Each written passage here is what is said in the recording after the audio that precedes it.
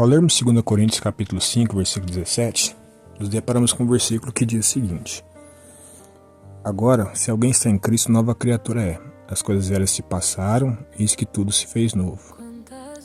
Muitas pessoas falam desse versículo se referindo a coisas sobre o pecado, que devemos abandonar o pecado, que agora somos novas criaturas e agora andamos em novidade de vida.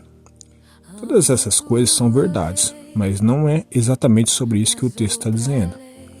Nós, lendo a partir do versículo 14, por exemplo, vemos que o autor está falando sobre uma vida de serviço ao Senhor. E o capítulo fala sobre o nosso ministério da reconciliação, ou seja, nosso serviço a Deus para ajudar o mundo a se reconciliar com Cristo através da mensagem do Evangelho. Nós observamos isso no versículo 16, que diz o seguinte, que agora eu não julgo mais ninguém segundo a carne, ainda que antes eu assim o fazia. E assim fazia até mesmo com Cristo. Ou seja, eu olhava para as pessoas, olhava até mesmo para Jesus e julgava tudo isso de forma natural. E assim cometia erros de julgamento. Então chegamos ao versículo 17, que diz que agora nós somos novas criaturas. Ou seja, agora nós olhamos para as pessoas de forma espiritual. E isso é fundamental para o exercício do nosso ministério, o ministério da reconciliação. Se nós olharmos para as pessoas e olharmos apenas para os seus pecados, para as dificuldades que as pessoas têm, muitas vezes não vamos conseguir anunciar o Evangelho da maneira correta. Vamos ter preconceitos e muitas vezes vai nos atrapalhar no nosso ministério.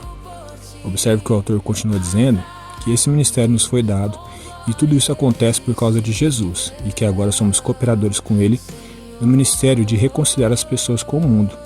Paulo diz que agora Deus clama através de nós para que o mundo se reconcilie com Cristo. Para que nós possamos dar um bom testemunho e exercer o nosso ministério, precisamos entender que temos que olhar para as pessoas com um olhar de amor, misericórdia, graça e perdão.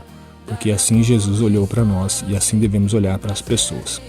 Isso fará o nosso ministério da reconciliação um ministério bem-sucedido. Outras pessoas conhecerão a Cristo e assim também experimentarão a comunhão plena com o Pai. Que nós possamos entender que aqui nesse contexto, ser nova criatura é amar como Jesus amou e não amar como o mundo ama. Amar com amor cheio de graça, misericórdia e perdão. Deus os abençoe.